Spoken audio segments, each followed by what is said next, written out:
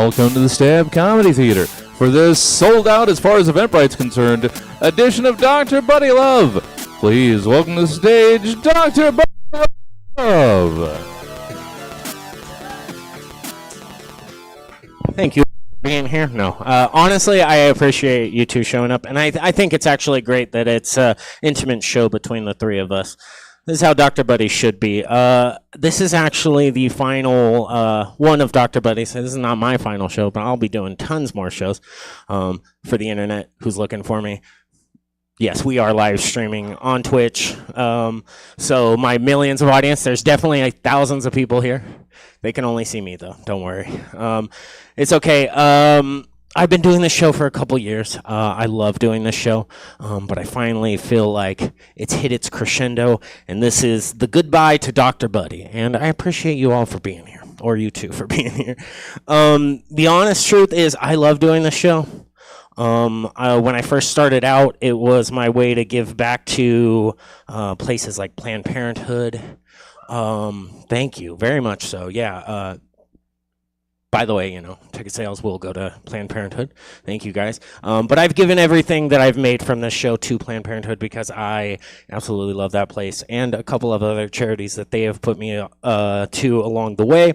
And I love doing the show because when I first got into comedy, it was really weird how little adults were comfortable talking about sex. Like, we're all adults here. It happens, and so I started to just develop a show where the conversation of sex and relationships and weird things that happen, it's just a normal conversation.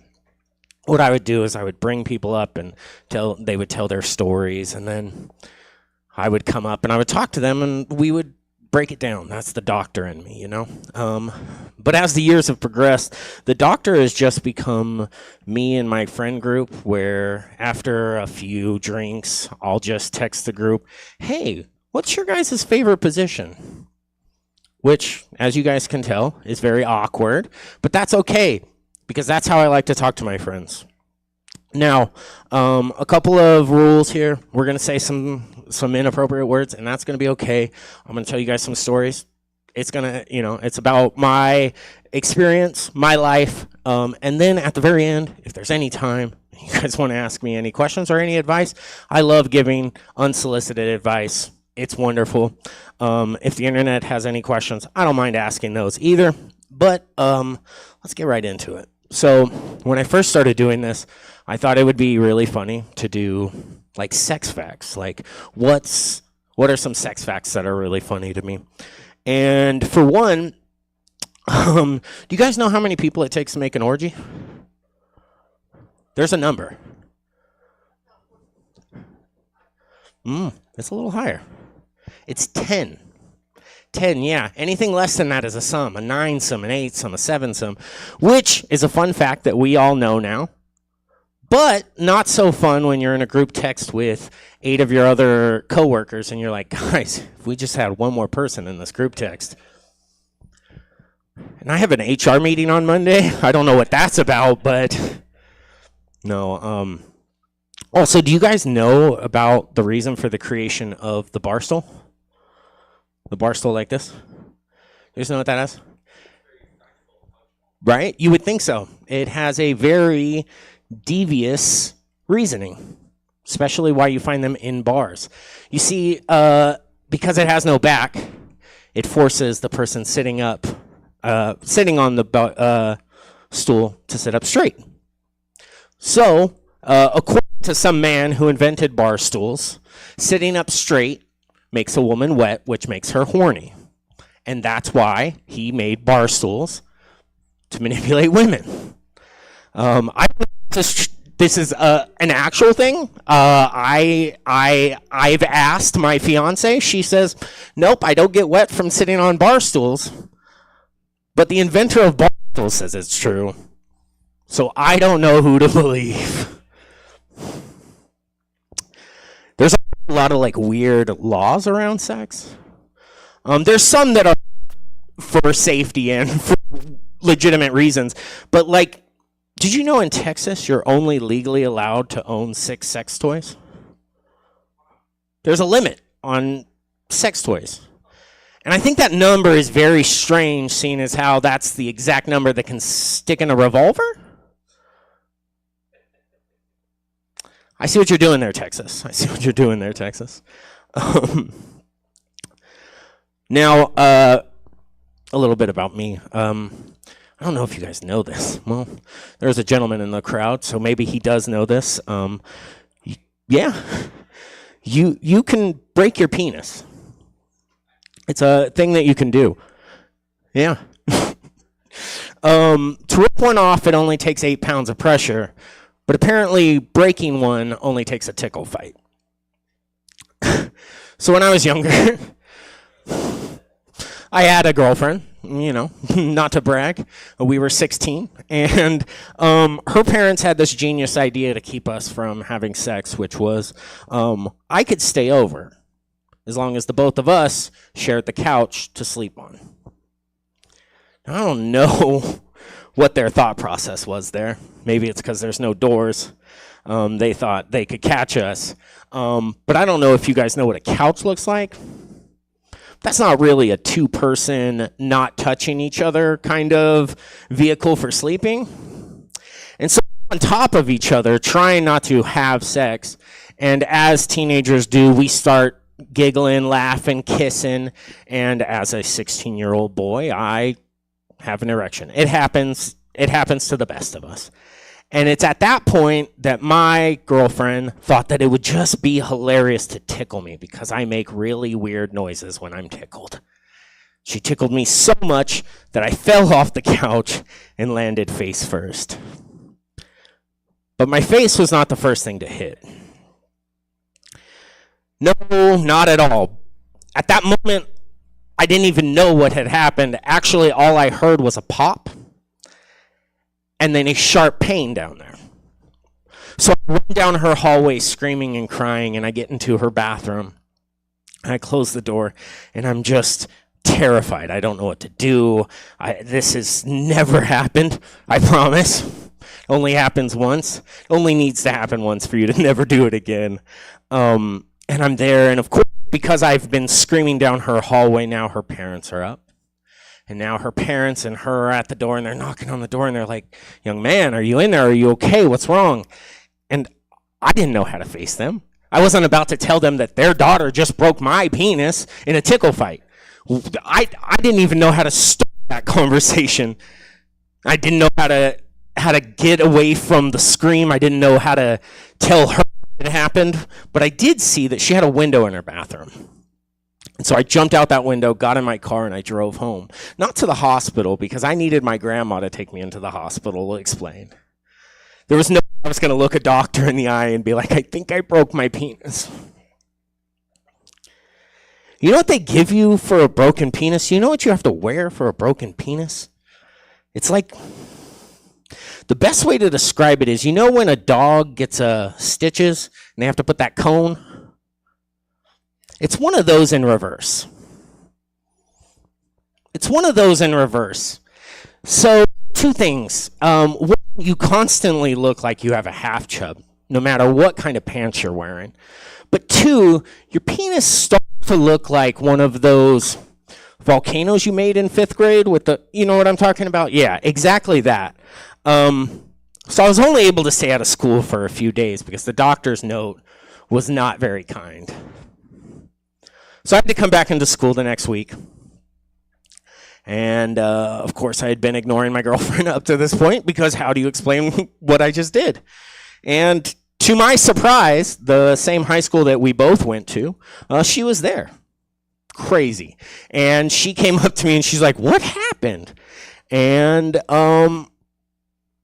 at that moment, I just had to point and show her. And that woman later became my wife and ex-wife. We'll get there. I didn't actually lose my virginity to that young lady. That incident kind of scarred us for a while. We found each other later, but I lost my virginity at a theater competition.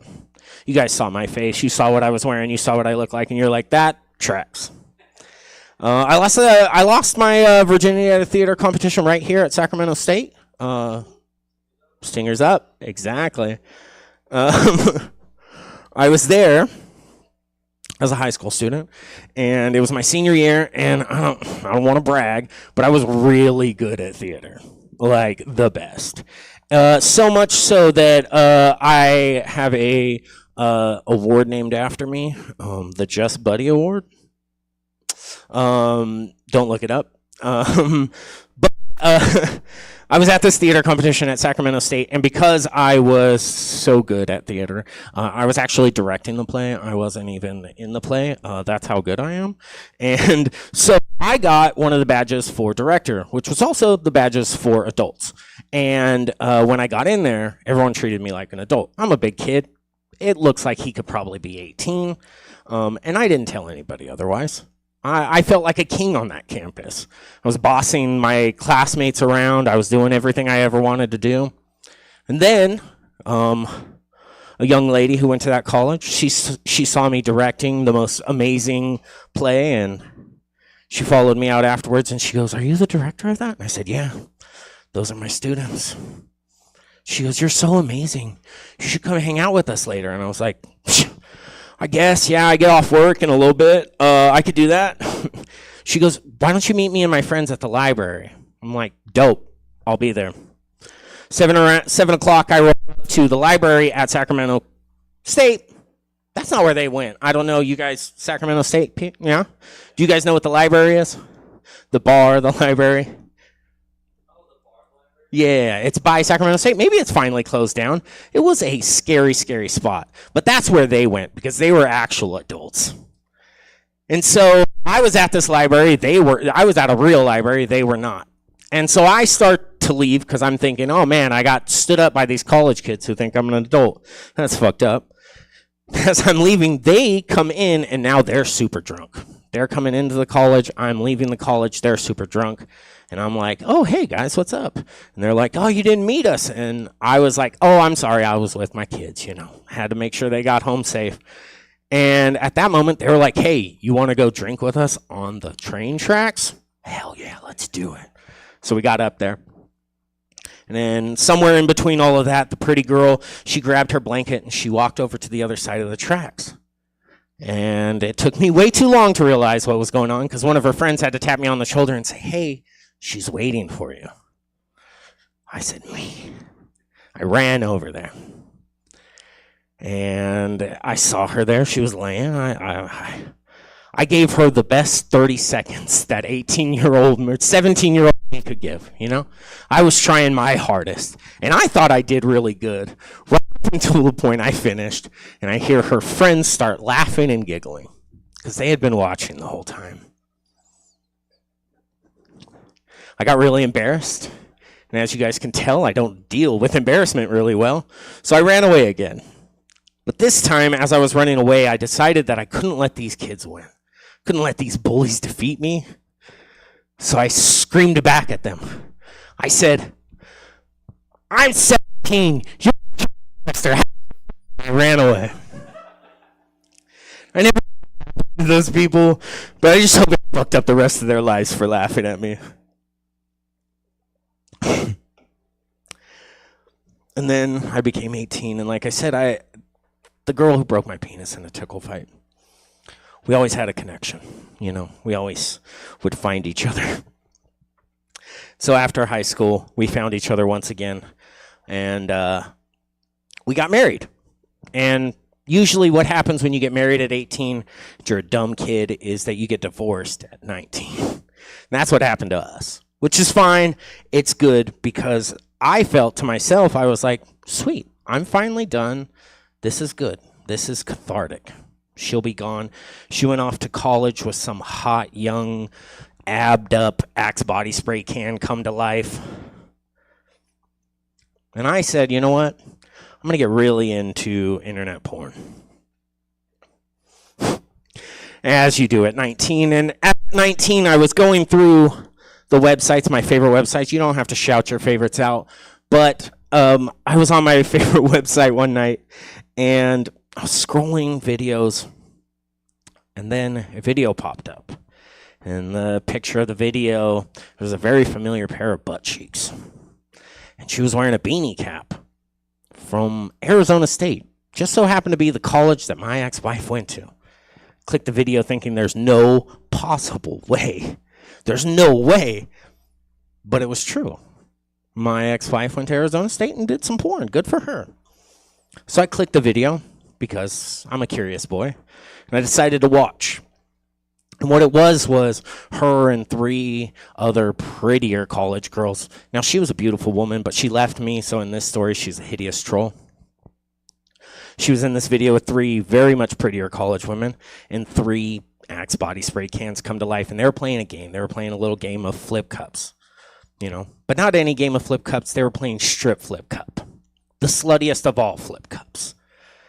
And as the video goes on, of course, the girls keep losing and their clothes keep coming off and they're starting to make out. And as the video goes on, it gets hotter and heavier. And then eventually the boys start fucking the girls and you're like, oh my God, this is amazing. And eventually the movie comes to a climax. I come to a climax. And it's at that point, the actors on screen start laughing as the video pans over to the bed next to them to find my ex-wife completely passed out and completely unfucked. And I don't know, something about watching that video over and over and over again makes me really happy knowing that her sex life had not changed since we had dated.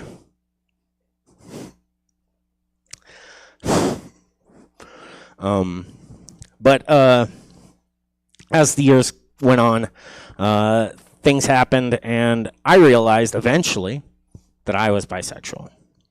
You guys probably could tell that I took too long.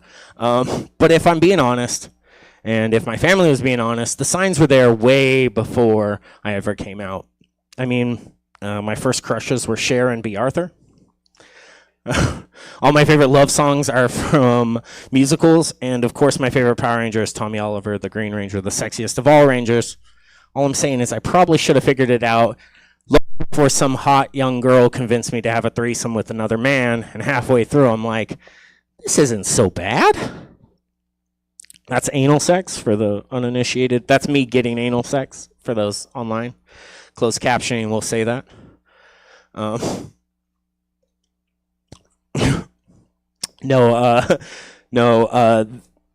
real reason I came out is because I don't know if you guys know this, but once you suck enough dicks, you can say that's gay in everyday conversation without any consequences. And as somebody who grew up on video games and Xbox, that was like a cheat code for me. So all I got to do is suck a penis? Awesome. No, the reason is because I could finally become part of a protected group.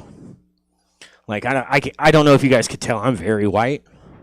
My poor grandfather, who was a very Hispanic man, started dating Irish women, and then his aunts, they never stopped, and that's where you get this. And I got tired of convincing people that I'm Hispanic, and carrying around a picture of a little old Mexican man to prove people that you're Hispanic is just not a way to go when you can just paint your nails and suck dick. It's just way easier. It's just way easier. But something that I sadly do have to admit that before I came out, I didn't believe a lot of the terrible stories that women told me. And that silence is deserved. See, they would tell me these terrible things about these men who would take them on dates, and I would think, there's no way. Not my boys. Not Chad and the gang. But then something happened the moment I changed all my dating profiles to dating both men and women. It was Chad and the gang. It was. The number of buttholes and penises that have been sent to me in photographic and video form without my consent is terrible, and I'm not even a pretty girl on the internet. All I can say is the FBI needs to look into that. Literally the last message I ever read before I decided to jump off all dating apps was a message from a blank profile at 5 o'clock in the morning. And all it said was, hey, long hair, do you like your asshole licked? So I replied, sir, it's 5 o'clock in the morning. Could you at least ask me my name first? And of course I do. Here's my address. Um, I've been lucky enough now that I've jumped off the dating apps that I have found a wonderful woman and that she has agreed to marry me. God bless her. And thank you. Yeah. Shout out to you, babe. I'm pretty sure you're asleep. She likes to go to bed early, but she could be one of the millions watching at home. She met me when I started doing this comedy thing, and she started going to all the shows, and I realized that if she's willing to put up with me telling terrible jokes, that she's willing to put up with me forever. And here's the thing, she's an amazing woman, and the most amazing thing about her is that she makes so much money. I love you, baby. But she makes so much money that I am now a stay-at-home cat dad, which is awesome. Soon to be a stay-at-home dad after we get married, which I'm excited about. But I had never been in a relationship where I wasn't paying for everything, so this was very nice. But it was very weird because last year we went on my first ever trip to Mexico. I don't know, have you guys ever been? It's a wonderful place. Mexico's amazing. It is one of my favorite places to travel to now. We have gone back twice since. But the first time we went, we were going through the airport. And funny enough, I don't know if as you guys have traveled to Mexico, when you're going through an airport, and airports are expensive, so sometimes you have to go through multiple airports. Well, we went through 2 airports each way, and each time I randomly got selected for a search. They said that for some reason, my crotch kept setting off a heat sensor. And, a lot of women like to talk about having a bomb pussy. But I think it's cool that I get to brag that I have domestic terrorism dick. My fiance does not love that joke. She also does not love going through an airport with me because of the way I look and dress and act.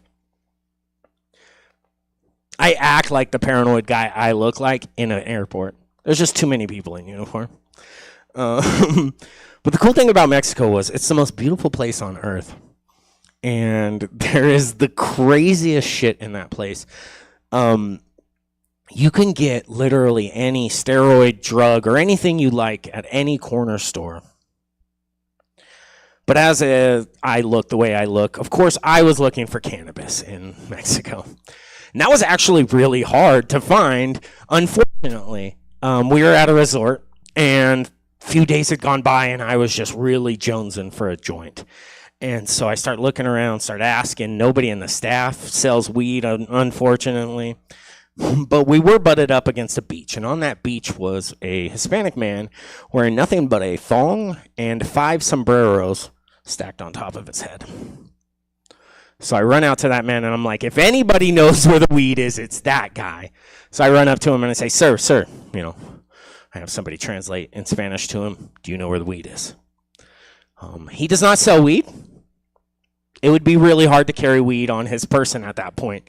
I did not think about that. But he did sell me a hat, and he gave me an address to a place that might have what I'm looking for. So I take a shoddy trip into a town to just a random building that this man has told me to go to. And there I find out that these people do not sell weed. They sell cocaine. I'm an innocent boy. I don't do that kind of stuff. But I bought some because I was scared to not.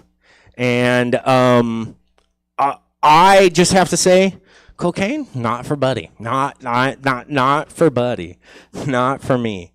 I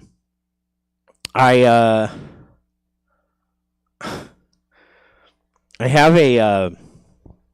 a problem too. Problem is I'm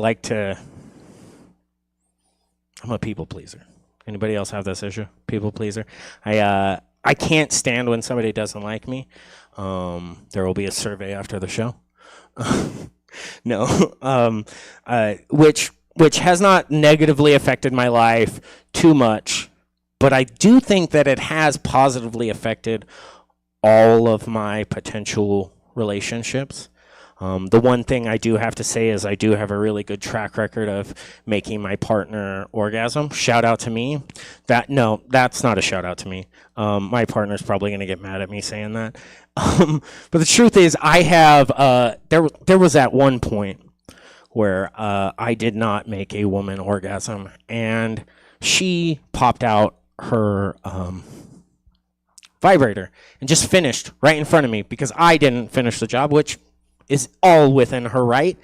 And it was at that moment that I was like, I will never be defeated by this machine again.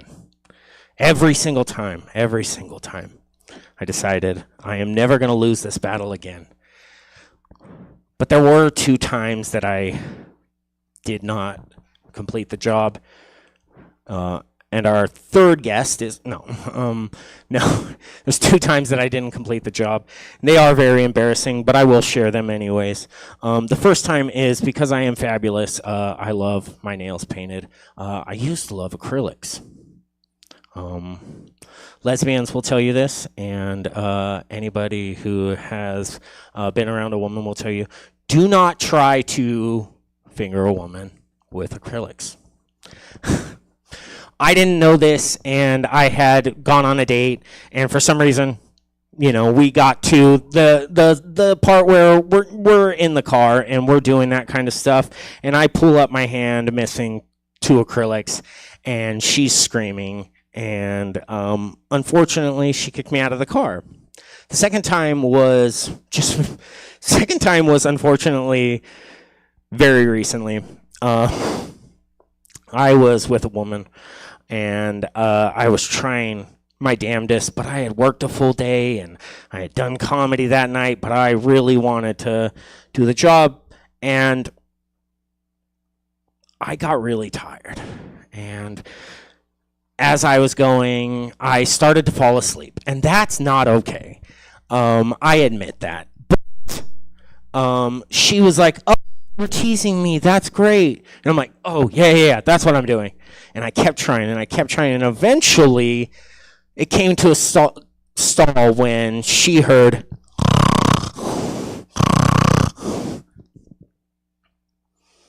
and it's at that moment you would think that she would leave me.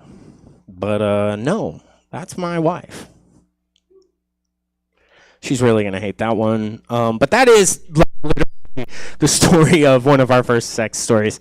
I love you, babe. That is just hilarious. I have a few more things, and then we'll get going here. I don't know about you guys, because you guys look way too young. But at my age, I like missionary sex. I've gotten to the stage where I'm old enough, my back hurts enough, that missionary sex is fine by me. And some people do like to call it vanilla sex.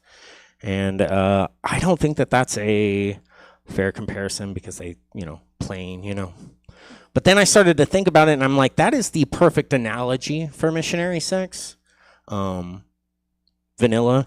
I don't know if you guys know this, but vanilla is the #1 flavor chosen in the United States over all other flavors, just by comparison. I don't know if you know this, but by volume, vanilla is the 2nd most expensive spice in the world. And yeah, every now and again, I'll let my lady stick a little saffron up my ass. But for me, vanilla sex is just fine. One of the things, like I said, this is the death of Dr. Buddy, so we're getting these stories out. And one of the things I used to love to do when I used to have guests on this show was I used to like to ask them, weird questions that would engage them into sexual conversation. Like, what is the weirdest Halloween costume, sexy Halloween costume you can think of? Anyone want to shout out something? No, that you can think of. That you can think of. weird sexy if you want to admit which ones you've done, but I mean, like, what's the weirdest one you can think of? That's not bad at all. That's cute. I stopped. Not that weird. the reason I stopped asking that question is because one time a comedian answered that question with sexy baby Hitler.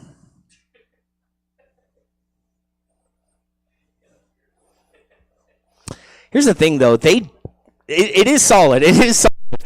But that's hilarious. What was funny to me is that I had, like, that stuck with me for so long that I had to, like, Google. I was like, that's not a thing, right? It's not. It's not. Thank God. Thank God. But what is sold at some stores is sexy Hitler, which is almost just as bad as sexy baby Hitler. And the pictures they show are like gorgeous women, you know, just beautiful, wearing these outfits. And then they got the stash. Like, I don't think the modeling job was worth it. I don't think that, like, your kid needs to find, like, I would rather my kid see me in a porno than see me online as sexy Hitler. No, that's not good. That was not worth the money.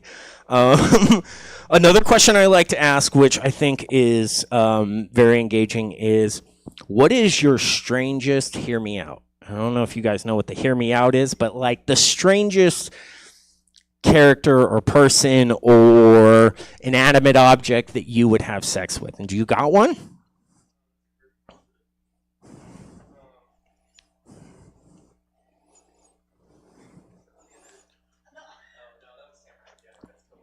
Oh, dude, he is not a hear me out. A hear me out would be like Courage the Cowardly Dog. Now that's my mirror. Oh, my mine. I don't know if you guys have seen it, but mine is the big hero from Big Hero 6. I just want to be cuddled by that thing. Like, that would be, you know, whatever he wanted to do to me, I'd be okay with it. He seems like he's a gentle lover in a good way. Like, he just seems kind. But the weirdest one I got that's like strange to me because it's just uncomfortable is the female robot from WALL-E. Eve, yes, Eve was the name. Eve's a cutie, but I just feel like WALL-E is a child, so Eve's a child. They don't age those robots, but they're very childlike. And for somebody to be attracted to that, I'm just concerned. Also, robots are going to be the future of sex. I just don't think we need to, like, make them that small. Ooh. Mrs. Puff? I think that's what she was made for. Mrs. Puff is great.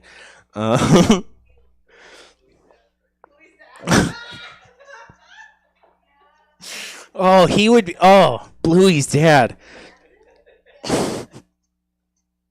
Now that one's deep. That one's deep because he's another one of those ones who would just care deeply for you. Bob from Bob's Burgers is one for me. I just love a man who can cook. And that's a good mustache. That's a rideable mustache. That's not one of the creepy mustaches. I also like to ask, like, at the end, I used to always like to ask, like, for people to give advice to, you know, give advice to a young person who's just starting out in this world, having, you know, who's hasn't had sex or is trying to have sex for the first time. And I've gotten some crazy responses because you find out very quickly that at a very early age for young women, that now that there's this world called DMs, it's just a scary space out there. Because half of the women who have been on the show have said, do not open DMs, do not look at DMs, do not answer DMs, only meet people in person. And the fact that the internet is that scary is terrifying. I just want, you know, anybody who's watching out there who loves this show, be kind, be not weird in the DMs. That hey, long hair, do you like your asshole? Like, that was a real DM that I got, and I got offended by that, and I sent it to a female friend, and she goes, I've had uncles send me this. And I was just like, nope, that's not okay. That's never okay. And that's the thing. Like, that was one of the reasons why I love doing this show, is because we could talk about those kind of things, and we can say to the internet, to the audience watching, just don't be weird on the internet. And then the other thing that I really loved and took away from this show was men and women talk about sex very differently. And I am also a victim of it, but men seem to talk about sex as a conquest, like sex, you look how much sex I've had. I sex a lot. Women talk about it like it's just another part of their life or adulthood or something they enjoy or like a hobby. Women have much more easier time, I've found. Not all women, not all men have an easier time just like talking about the weird things that have happened to them. I've had comedians up here talking about trying out different kinks, we don't like to kink shame here, but there was a comedian who came on here and talked about, he asked him and his girlfriend, they wanted to try some kinks out for the first time, and they tried the peeing on each other kink, right? And he peed on her. She seemed to enjoy it, so she went to go do it on him, and realized because women don't have penises, they don't, you would think based off toilet seats that men don't have aim. Women have less aim based off the conversation I had with this person. And it turned out that she ended up just peeing all over this person in a complete spray fest. And he ended up never speaking to her again. And I was like, that's not fair. That doesn't seem fair. Just, and then that's when we came up with the idea, and I will give this out to women out there. They make those like Whizzinator's that girls can use on a urinal. Those have multi-purposes. And, we try to give that advice out here. You guys are very young, so you guys might not remember this. Do you guys remember Dr. Ruth? Did you guys ever watch Dr. Ruth as a youth? She unfortunately passed away this year. She was actually the original idea I came up with when I came up with this show. Dr. Ruth was a little old lady who had like a public access show where she would teach people about safe sex. And I was like, oh, that's really cool. This tiny old lady was the first person I ever saw put a condom on a banana. And when I was like real little, that was like the first idea I ever had of sex, because you're just watching Nick at Night, and then the next thing you know is this lady's like, all right, women, because it was the 90s. We didn't have DMs. So she was telling women not to get into cars with strangers, or to, go, answer strange men in newspapers and stuff like that. She was giving that kind of advice, which is very weird, because I would like to see her in this modern era of like DMs and Uber and the scariness that all involves. And so that's why I kind of came up with the Dr. Buddy character, and I came up with this idea of just like giving out advice to people. And that's how this show started.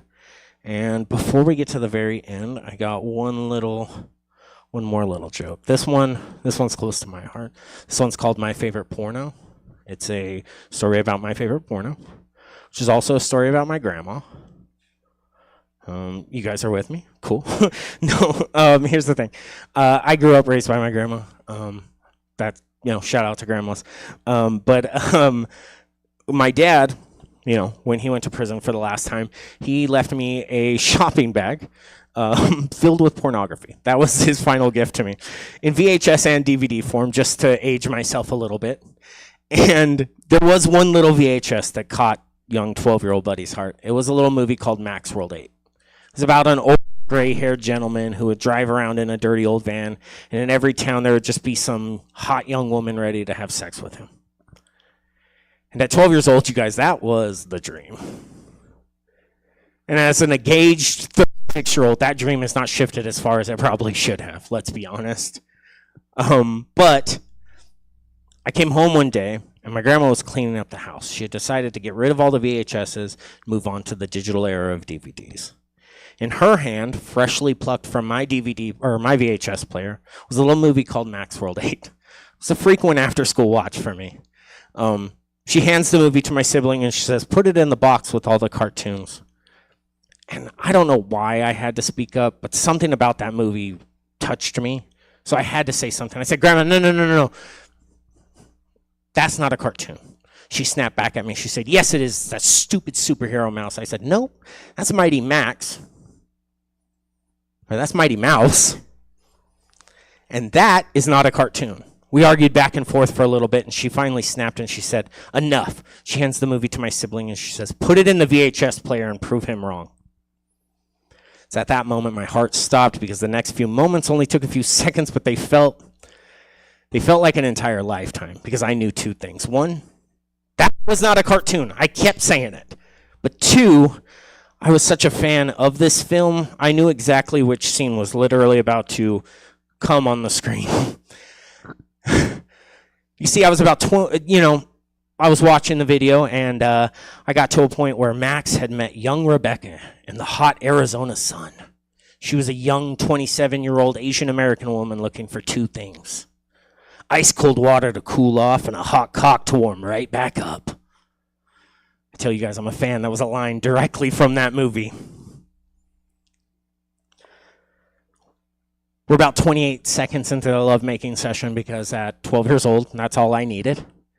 And at 36, with my fiance in the chat, I can say I at least doubled that time. Maybe, hopefully.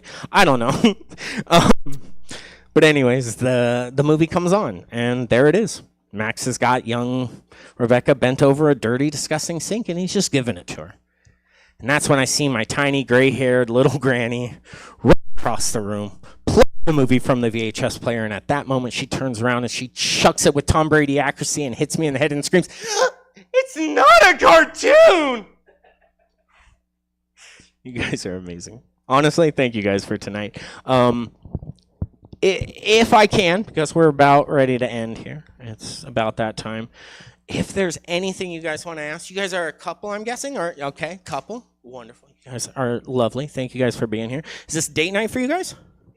Yeah, you guys found us from the internet. Definitely check out Eventbrite, because they always get the tickets, right? No, thank you guys for showing up. Is this you guys' first time here? Okay, first thing I want to shout out before anything else is that this place has shows going on all weekend long, every weekend. Tomorrow you're going to have a bunch of improv shows. One of my favorites, Scene Kids, is every second Saturday. Please come out to that. It's improv/acting. Beautiful. They also have a wrestling-themed improv tomorrow. But Sunday is the beginning of something that I think is really, really cool at this place that I think everyone should be involved in if you can come out and check it out. It is it's Survivor, but improv. Taking place outside here. There's going to be 13 contestants, and you guys get to vote who goes home. I think you guys should come out. I think it's going to be an amazing show. I think every show that they do here is really interesting. Before we go, you guys, as a couple, you guys don't have to, but if you guys have any questions or any advice you guys need as a new couple, as somebody who definitely has their life together, you guys have anything? Question.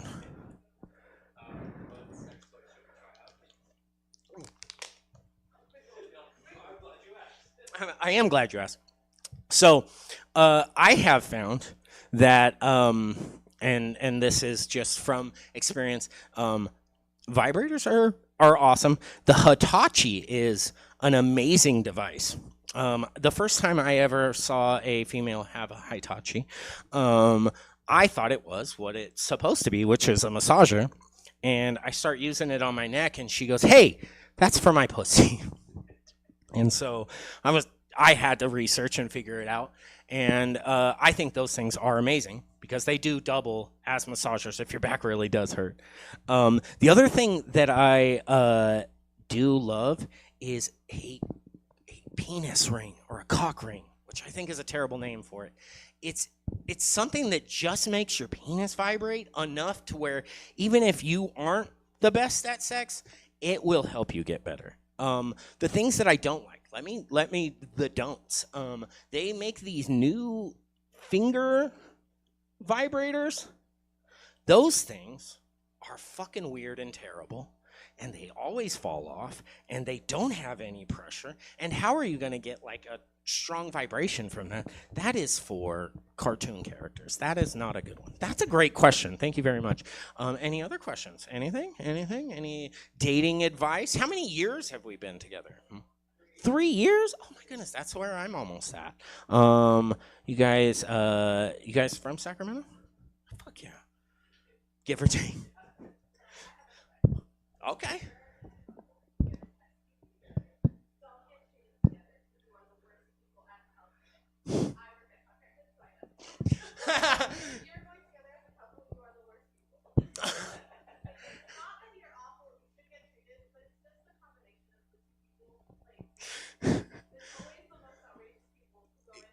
Yeah, wait. That is hilarious because I have friends who work at Planned Parenthood, and I have heard those stories, and I just have to think, like, how awkward is that conversation on the way to Planned Parenthood? It's like, oh man, I really hope that we don't both have, like, it's always one of two reasons. Somebody cheated, or they're into some weird shit and there's a third person involved. And that is somehow worse because that third person's dirty. It's like if you're going to involve yourself with a third person and you both get sick, that's messed up. That's like when you go out looking for a unicorn and you find like a donkey. That's the equivalent right there. That's actually wonderful. You work at Planned Parenthood? Sacramento? Fuck yeah. That's the one that we donate to. I love that place. Shout out to you. This could not be a better pair to end this show. Like I said, I've been doing it for years. I love this. Before you guys go, I want to thank you one more time. I appreciate you guys coming out. Do come out to more shows. It's usually not this full. No, honestly, they usually get a good crowd. You guys helped us figure out that there was a problem, so we'll be able to, yell at somebody about that. But most importantly, I want to thank you guys for coming out and supporting comedy, and I think that you guys should come out some more because you guys are an amazing audience. You guys are wonderful. I appreciate you guys coming out. This time next month, we do split this show with the wonderful one-handed wonder named Gino Serrato. He is an amazing young comic. They do a show every other month here, and then I do my show. In 2 months' time, I will be back, and you guys will be seeing my new show, My Buddy and Me, with a new premise, new style. If you guys are out, come out and see it. But that's every second Saturday or every second Friday. Like I said, all weekend long there are shows. If you guys are watching the Twitch, they're in the previews. You guys should come out, support Stab Comedy, and give it up for yourselves one time.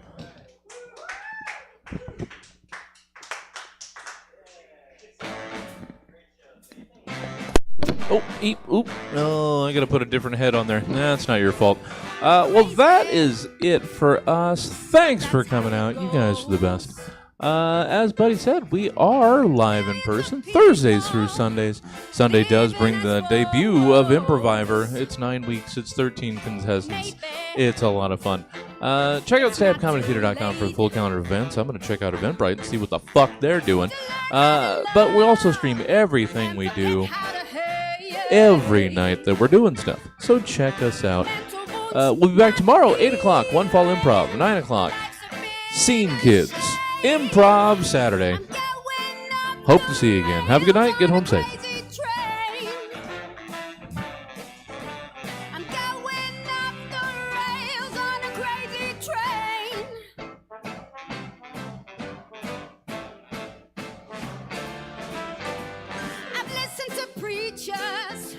I've listened to